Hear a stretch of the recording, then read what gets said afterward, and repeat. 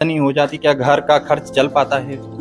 चलता सब, मगर वही टूटी पूंजी से चलता। तो हमारी माँ अकेली है, इसके हमारा हम काम करते हैं। पिताजी नहीं है आपके? नहीं, खत्म हो गए। तो कितने बेटा भरते हैं? शासन की इतनी सारी योजनाएं चल रही हैं जिनका लाभ शासन जो बताता है कि गरीब तबके को मिलता है, तो वो पढ़े मिल लिखे पाता नहीं है बिल्कुल। हम अंगूठा देखे, हम पढ़े लिखे नहीं। तो इस कारण साल से काम कर रहे हैं आप? मुझे हो गई 5-6 साल। अच्छा, किले पे कब से दुकान लगा रहे हैं आप? मैं तो मतलब 10 साल का था ना, जब से ही आता था यार। अच्छा, जी। तो मध्य प्रदेश की राजधानी भोपाल हाँ। से चंद किलोमीटर दूर रायसेन जिले में बसा हुआ ये प्राचीन दुर्ग, जहां पर आज हम आए हुए हैं।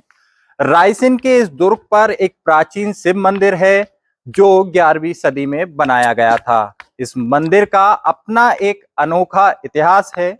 बताया जाता है कि यहाँ पर किसी समय भगवान शिव की सुबह शाम पूजा अर्चना हुआ करती थी, पर एक दशक बीतने के साथ साथ कई बार ऐसी स्थिति बनी है कि यहाँ पर पिछले लंबे समय से जो हिंदू समुदाय के जो लोग हैं वो यहाँ पर कैद भगवान शिव को आजाद कराने की मांग लेकर जुटे हुए हैं। कई बड़े राष्ट्रीय नेता भी इस मुहिम में शामिल हुए, पर कभी भी इस मंदिर के ताले नहीं खोले गए। महज शिवरात्रि के दिन 24 घंटे के लिए इस मंदिर के ताले खोले जाते हैं।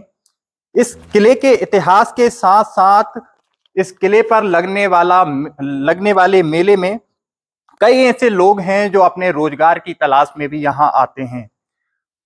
बहुत छोटे समुदाय के ये लोग और बहुत निम्न तबके से आने वाले ये गरीब लोग जैसे तैसे अपने घर का जीवन यापन करने के लिए मेहनत और मजदूरी करते हैं। ऐसे ही एक व्यक्ति हमारे साथ हैं जो अपने छोटे से परिवार का भरण पोषण करने के लिए यहाँ पर पानी और प्रसाद के साथ कुछ फास्ट फूड की दुकान भी लगाते हैं, जिससे कि उनके घर का खर्च चल सके।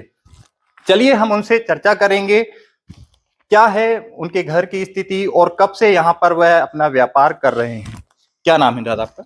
अभेराम। कितने लंबे समय से आप यहाँ पर शिवरात्रि के मेले में अपनी दुकान लगा रहे हैं? 15 साल हो गए। तो क्या बेचते हैं यहाँ पे? पानी के पाउच, बाटल, नारियल, पापड़ और ये प्रसाद वगैरह। तो इससे कितनी क्या आमदनी हो जाती, क्या घर का खर्च चल पाता है? चलता सब, मगर वही टूटी पूंजी से चलता। तो इसके लिए मतलब जैसे शिवरात्रि के दिन आप यहाँ पे दुकान लगाते हैं, जी। बाकी समय घर का खर्च चलाने के लिए आप क्या करते हैं? कुछ भी नहीं करते, बकरी चराते हैं हम। तो बकरी जैसे साल भर में ईद पे एक आध बकरा बेच के गेहूं पानी ले लेते हैं। अच्छा, उससे घर वालों का पेट आप भरते हैं। जी। शासन की इतनी सारी योजनाएं चल रही हैं जिनका लाभ शासन जो बताता है कि गरीब तबके को मिलता है, तो वो पढ़े मिल लिखे नहीं है बिल्कुल। हम अंगूठा देखे, हम पढ़े लिखे नहीं है। तो इस कारण आपको लाभ नहीं मिल पा रहा है। जी। तो आपके साथ परिवार में और कितने सदस्य हैं? हम छह आदमी हैं। 6 आदमी हैं। हाँ। तो सभी लोग मेहनत और मजदूरी करते हैं। जी। तो पूरे परिवार को साथ में चलाने की जिम्मेदारी आप ही की है। जी। मेरे साथ इस किले पे मैं एक छोटी सी दुकान लगाने वाला एक बालक भी है, जिसे हमने शुरुआत में अपने सिर पर पानी की बोरी रखकर इस ऊंचे किले पर आते हुए देखा था। चलिए हम उससे जानते हैं क्या है उसकी मजबूरी, जो अपनी पढ़ाई को छोड़कर वह छोटी सी दुकान लगाने को मजबूर है। क्या नाम है बेटा आपका? अतुल। अतुल, कितने साल के हैं आप? 15। स्कूल वगैरह जाते हैं? नहीं। क्या कारण है, क्यों नहीं जाते आप स्कूल? हमारी माँ अकेली है, इसके हमारा हम काम करते हैं। अच्छा, पिताजी नहीं है आपके? नहीं, खत्म हो गए। तो कितने साल से काम कर रहे हैं आप? मुझे हो गई 5-6 साल। अच्छा, किले पे कब से दुकान लगा रहे हैं आप? मैं तो मतलब 10 साल का था ना, जब से ही आता था यार। अच्छा, जी। तो कोई भी मतलब स्कूल वाले मतलब आपके पास नहीं आए या शासन के कि आपको स्कूल में पढ़ना चाहिए, ये या फिर आय के लिए आपको परिवार को कोई मदद वगैरह कुछ मिलती हो? नहीं। तो अभी कितना क्या कमा लेते हैं आप इससे? 100-300 रुपए कमा लेता हूँ मैं भी। तो उससे घर कर चल जाता है जी। आपका? बाकी चीजों के लिए? बाकी चीजों के लिए यही पैसे मैं इस्तेमाल करता हूँ। अच्छा अच्छा।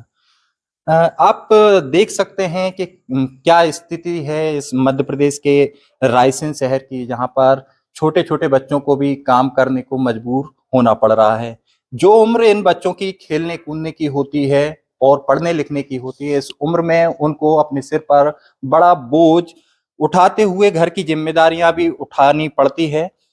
अमन जो 15 साल के हैं, वो लंबे समय से अपने पिता के साथ रहा करते थे, पर किसी कारणवश पिछले 5 साल से वो घर की जिम्मेदारी उठा रहे हैं। इन नन्हे कंधों पर ये जिम्मेदारी कितनी गंभीर और कितनी बड़ी है, इसका अंदाजा आप लगा सकते हैं कि एक छोटा सा बालक कैसे अपने माँ और बहन भाइयों का पालन पोषण कर रहा है।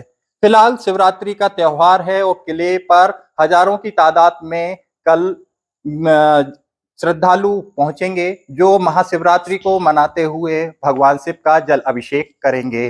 अब देखने वाली बात होगी कि भगवान शिव का अभिषेक होने के साथ साथ इस गरीब तबके के लोगों का भी कब तक उद्धार होगा, ये तो भोले ही जाने। द वॉच टाइम के लिए मैं अमित दुबे, रायसेन।